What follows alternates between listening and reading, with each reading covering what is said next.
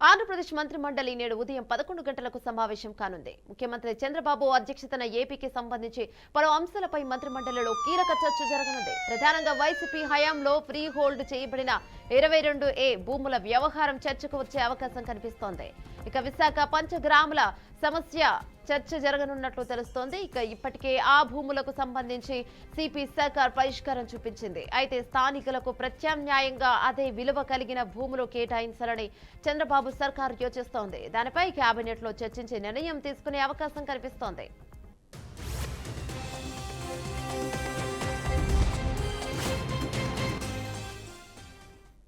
రైట్కి ఇదే అంశానికి సంబంధించి పూర్తి సమాచారం మా ప్రతినిధి సాంబశివరావు అందిస్తారు. రైట్ సాంబశివరావు, చెప్పండి.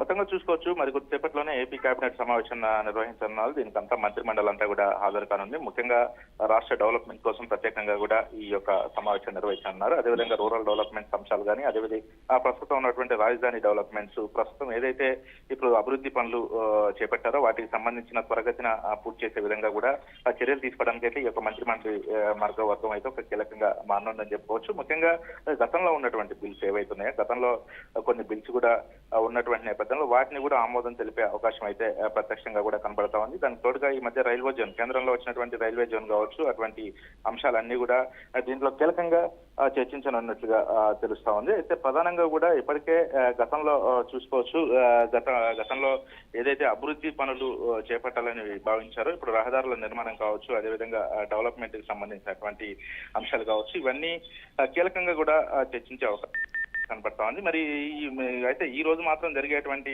ఈ మంత్రి మండలి సమావేశంలో మాత్రం కీలక నిర్ణయాలు అయితే తీసుకునే దిశగా అయితే ముందుకెళ్తున్నట్టుగా తెలుస్తా ఉంది. మరి కొద్దిసేపట్లోనే ఈ యొక్క సమావేశం స్టార్ట్ అవుతుంది. సమావేశం స్టార్ట్ అయినాక కూడా దానిపై ఒక ఇదికైతే వచ్చే అవకాశం అయితే కనబడతా ఉంది.